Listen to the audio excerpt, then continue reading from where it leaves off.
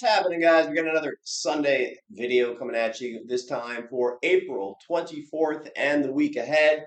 Uh, Traveling's finally done. New York City was awesome. Great to meet a lot of new faces, not only traders, but people in the industry. And then a little bit of sightseeing was good too. Um, Last week was great. I mean, this is the type of action that you should expect after something like CXAI. We went over, sort of what the thought process would be for the week ahead after something like CXAI happens. And typically, you've got many, many days in a row of people trying to catch the next CXAI. So we don't have to go over that again, but you saw how it played out. So when those kind of things happen, remember that for the next time. When you have this outlier trade, you need to remember that you need to be on your A game over the next 2, 3, 4 days after following whatever that outlier event was.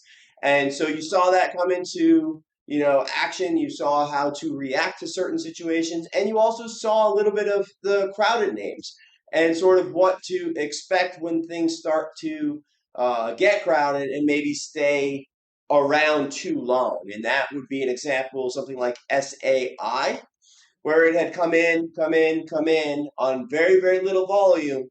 And then when it rallied, it did do the big ramp, came right back in, but it stuck around.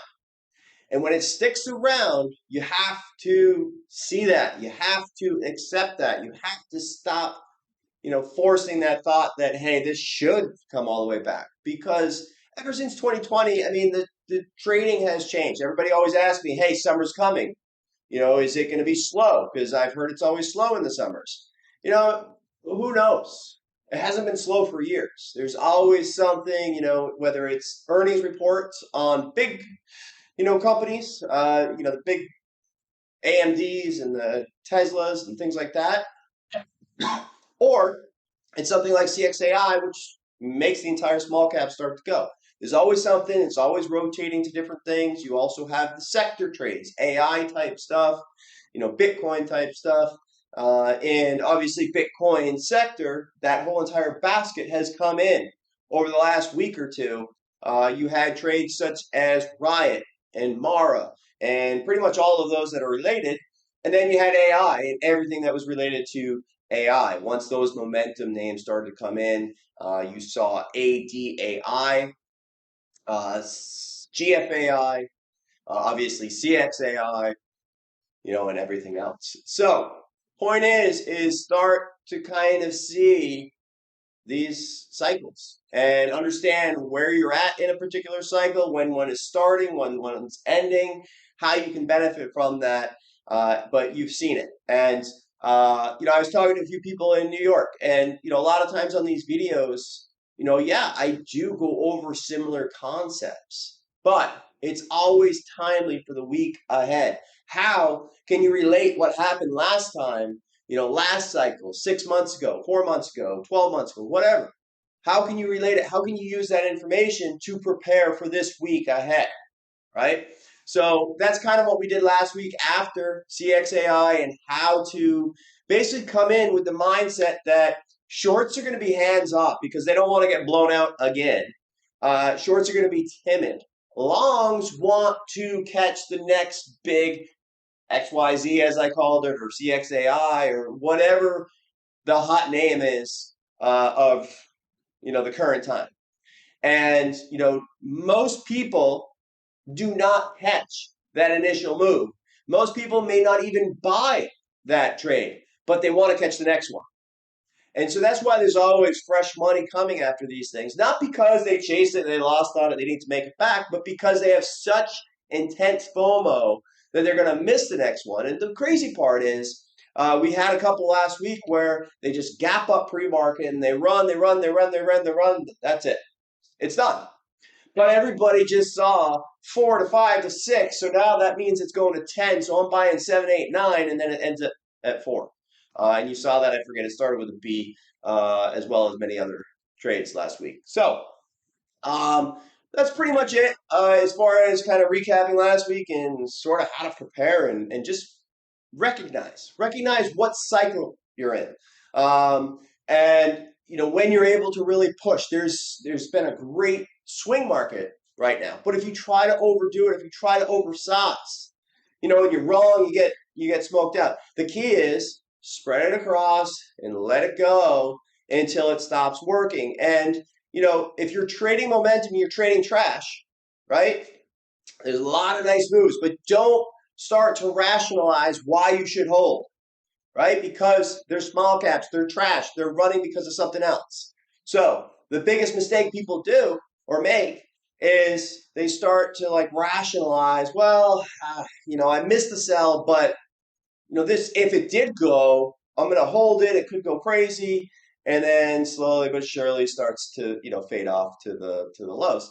Also, things like BURU, or I think it was on Friday. I had mentioned it looked pretty good, and then I hadn't done the filing work yet, pre-market, and fortunately somebody in the room was like, "Hey, by the way, they've got an effect." Right? So no matter how good it looks, no matter how high it goes, it doesn't matter to me because it's not worth the risk to take it long in the event that they end up raising. And you saw that with ADAI. We went over that. They had the effect ready to roll. This is not always the case. Sometimes, companies can hold that effect. So they don't necessarily always have it out in, broad daylight, like, hey, by the way, buy at your own risk because, we're going to raise at literally any second. But you did see it with ADAI, and I don't care that it went up and I missed a good trade. My bias, my thesis, my goals on that trade is to look for a setup that is low risk, high reward for failed follow through setup for a short. And because of that, I know that there is a likelihood of a raise. I'm not shorting it because I'm anticipating the raise, because that usually gets you in trouble. But I am shorting it with that sort of understanding that there is a chance that's going to happen. And that's sort of when preparation meets opportunity. And sometimes, oh yeah, I got lucky that I was in an offering. But those are the points where that preparation meets the opportunity, and then the whole run ends up being that intraday raise because the setup agreed, right? Getting bailed out. A lot of people sometimes get bailed out on the short side. They're adding, and there's an intraday offering. That could get bad, right? If they did a RW, withdrawal, registration withdrawal, or if they just didn't do it on that time frame. So that's what you got to be cautious of.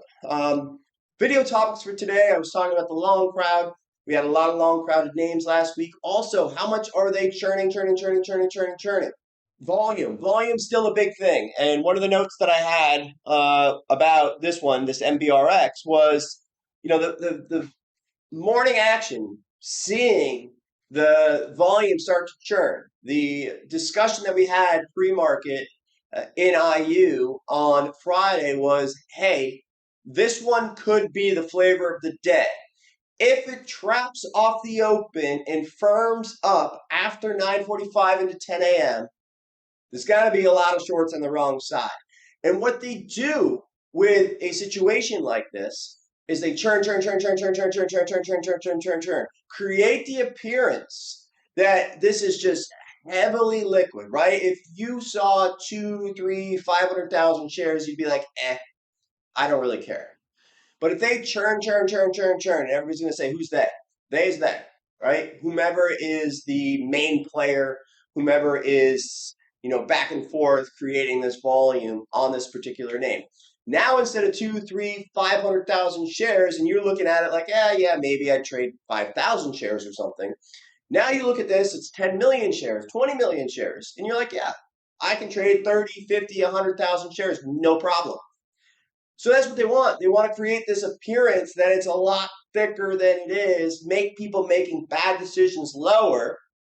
Then you're creating these shares. And what do I mean by creating shares? It's no different than the 4 a.m. to 7 a.m. In my opinion, that's more the sophisticated trader, right? You're not going to have mom and pops up at 4 a.m. trading because they're trading at Ameritrade and E-Trade and Fidelity and all those places that do not allow you to trade that early. So they're waiting until 7 a.m., potentially 8 a.m. And back in the day, Robinhood was 9 a.m.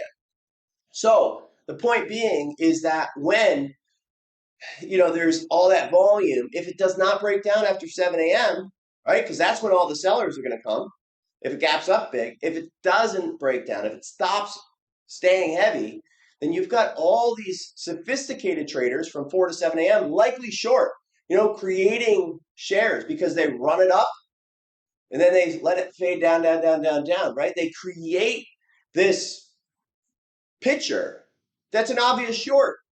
And when it's an obvious short, yeah, I'll be fading some too, right? So I'm adding more shares out there so they can accumulate more of that float. And then it's just about taking it to the next level, and slowly but surely they force the cover. And that's exactly what happened with NBRX. Nice blowout move. And once again, yes, I bought at 141. I added 160s. I sold some 170s, and I sold the rest like 230s and up to $3 per share. And then I got short, and that was great. But I was off desk, so it was a little bit easier because every time I refreshed it, it was like 30 cents higher. And as soon as I looked at it, I sold some. Repped up 30 cents, sold some more. So that worked out really, really well. But just understand that concept, that they're creating this appearance, they're creating shares so they can use those shares to cover, create liquidity later on. And that's no different than stuff like delayed failed follow through, something like SAI or PRST idea. PRST idea, there was buy-in on Friday, and I liked it on dips as long as it held trend, because there is a short period of time where there's going to be demand that is sort of forced into the marketplace, right? Because shorts are getting bought in. Other shorts that maybe are not getting bought in are getting, timid, scared, margin called, right? So it starts to create this, kick the can down the road, and oh no, this is going higher. Now I got to cover. Now new shorts come in, it held on, next shorts, and it's a perpetual kind of squeezer. We saw that on CNSP as well on Thursday. Most people are like, all right, I'm done with this, screw it. The best trade's on Friday, right after everybody gives up. So that's really what I like to focus on. Same thing with SAI. SAI was a liquidity trap idea this week for the long. I think it was up like 87% that day. And then it hung around a little bit too long. Everybody was expecting it to come right back in. And guess what? It held on. So everybody that had a short time frame, meaning they expected cover by the day's end or maybe the next day, is now faced with a decision: do I hold, do I add, or do I cover? And as it continues to go a little bit higher and higher, you know exactly how it works. And you know that feeling when you're like, I'm going to cover on the next dip. It didn't dip. All right, next one. I'm going to add a little bit. Oh no, it didn't do it. Oh, it started to spike. I got to cover, right? And then you have that blowout move, and you have that exchange, and then you have the pullback that we had on SAI. So the key with those is understanding where all that volume is and just relaxing, because the one piece that I said last week, and I think really helps, is when you think about doing something, wait 5 or 10 minutes, because everybody's doing the same thing as you. So your edge is either joining the trade that's right, or you have the upper hand when everybody was not patient to wait 5 or 10 minutes. When they blow out, you get to enter.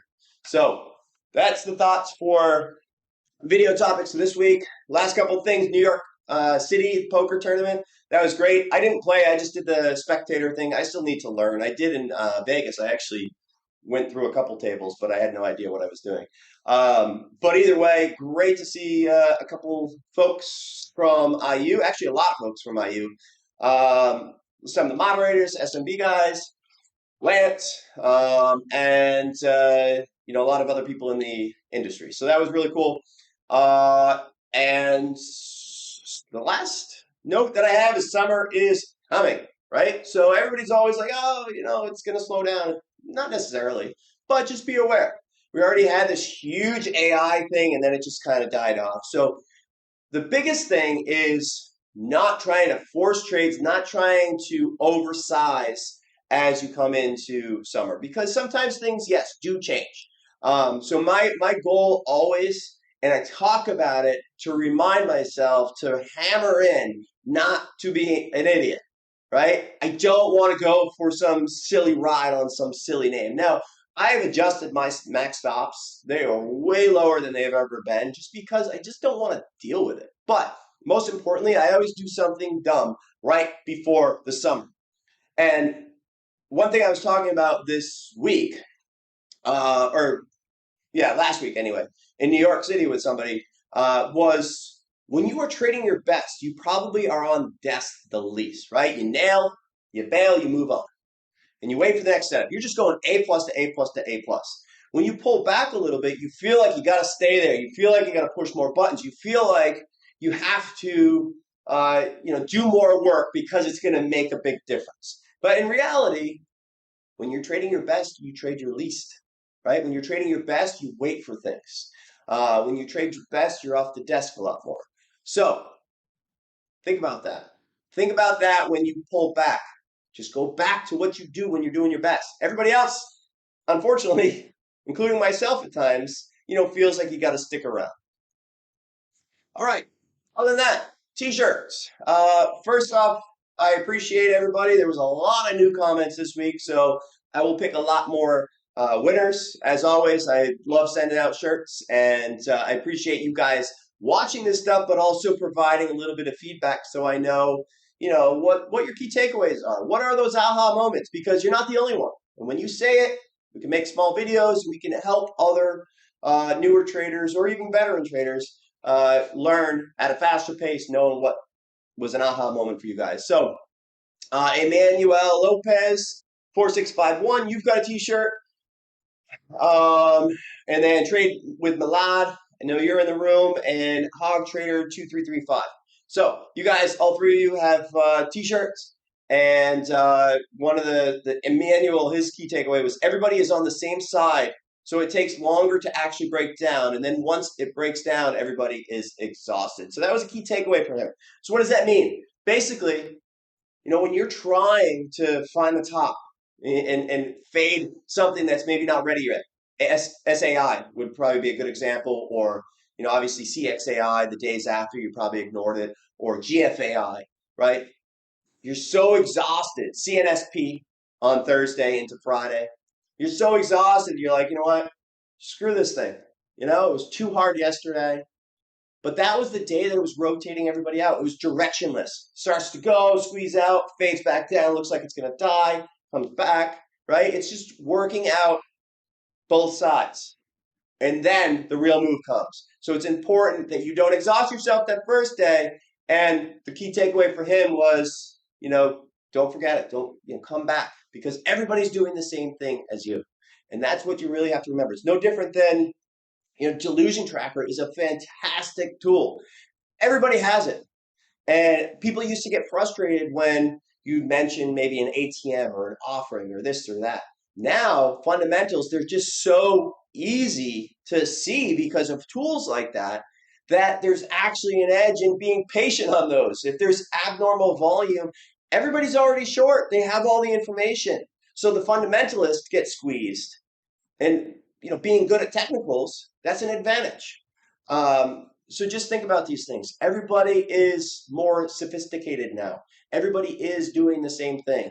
And it's up to you to recognize when things are crowded. And if you can do that, if you can kind of pull out, all right, hey, this should have happened by now.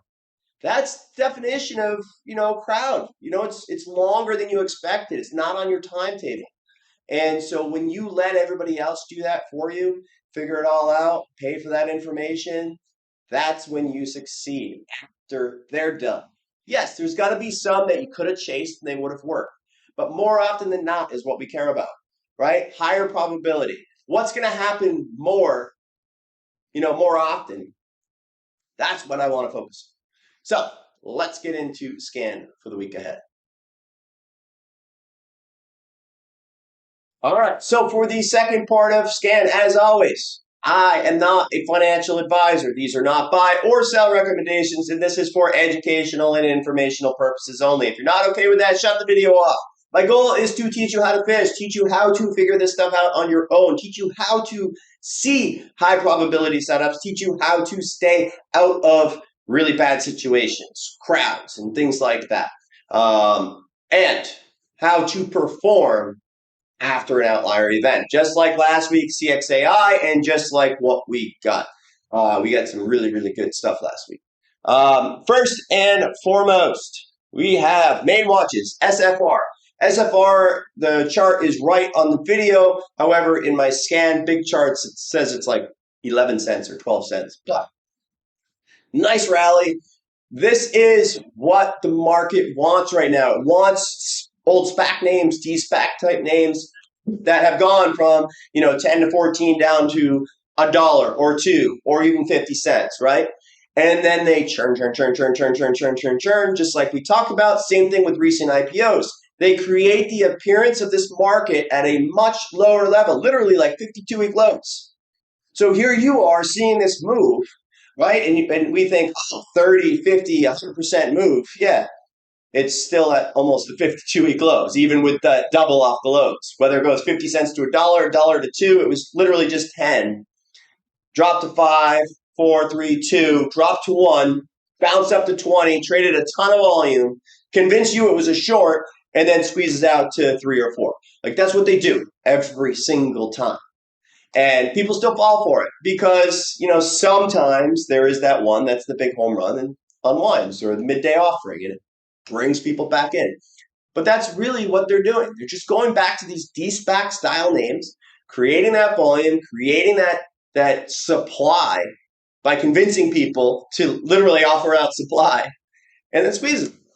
So SFR went straight into a circuit halt. I think 140 at the close, open 150, 60, 70s, trapped just like GCTK, squeezed out to the 220s. It was a very clean trade. Myself and Jack, we both traded it after hours on the train ride back from New York City. And it was perfect.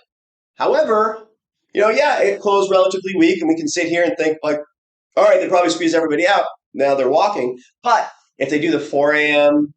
to 7 a.m. trap, it doesn't die off at 7 or it doesn't die off at 9:30. Look back at GCTK. Go back and review GCTK. Watch how it trapped off the open, and just be aware if that happens. That said, everybody may be prepared for that. So if it does do that and it stuffs, be prepared for that too. All right. Next up on the main watch is Mara and Riot. Always, of course, monster trades. Big fumbles by me, but at the same time, I'm not going to swing them, and I probably should have. But I do think that there's some value to talk about here. This is a mean reversion kind of trade, where Bitcoin was really not going bananas when Riot and Mara were, right? If you go back, and the same thing I said in the room this week too, when I put these things in front of you, some people will take it as a learning experience. Others people will take it as me saying, I told you so, right? Or a hindsight, hero. My goal is just to put the best examples in front of you so that you can review, so you can prepare for next time. So if you ever take it that I'm telling you, told you so, I didn't trade this, and I wish I did, and I was prepared for it, but I fumbled. But what can you learn from this Mara and Riot and Coin? Bitcoin wasn't really moving. Yeah, sure, it went over 30s, went 30,500, maybe almost up to 31. But for the most part, it was kind of, sideways during these days when this was just creeping up higher and higher and higher and squeezing out because it had shorts, had short squeeze. Maybe there was an issue with the options. Maybe there's a lot of different things. But what happens when Bitcoin starts to come in? All of that premium is going to unwind. It's no different than a volatility product, right? UVXY goes crazy. As long as the market is not going crazy, it's going to come in because it's a volatility product. It's not opposite. It's based on volatility. So Mara and Riot are building in this huge premium. What if Bitcoin goes to 35 and, shorts are smacked and all of a sudden Bitcoin comes in? So not only do you have to unwind that premium, but then you also have to catch up to, where it was when it was 27 and 28,000 for Bitcoin. And so we still do have room to go. So just like AI, I would probably look at the AI chart with how to trade these, and you see Mar and Riot ramp up, then you start to see it maybe fade off, is probably the goal that I'd be looking for. And the best thing to review is AI. AI we've been talking about for quite some time, looking for pops to fail into the teens. We got there on Friday. But watch. It pushes up 9:30, 9:45 every single day and then starts to fade off. They basically run it up to create this bounce play and then create dip buyers on the way down. They're just creating volume, liquidity, so that they can liquidate more. Next two on main watches are PRST. This is either going to be just like CNSP, where they caught shorts off guard. There was a buy-in, there was a liquidity trap, all of the above. And it's either going to firm up at 350 and continue on, or it's going to peak out 350 and fade off. Those are the two trades I want to be prepared for. I don't know that answer yet until we see the action tomorrow. Snap, higher the better. This would be the type of chart that I'd be looking for to go into singles. Well, I guess it's not a big call. It's $10. But what I meant is flush 950s, nines, maybe even into the eights near term. Don't know when earnings are, but anyway, pops versus the 1050s off the open would be some sort of ideal trade. Next up is the failed follow through section. As you guys know, I always want to look for morning shove, some sort of walk up, and then fail to follow through setup. We've got CNSP that worked absolutely perfect. We have BFRG, same deal. You know, they both kind of squeezed out and then they faded. So at this point, we have long still there, basically debating their next move. And that's really what matters here. CNSP and BFRG. Are we going to start to base over the next 2-3 days? Or are we going to peak on Monday and continue to fade off, in which case sellers will then start to come out? Same deal, AI. We've been talking about AI regularly every single day.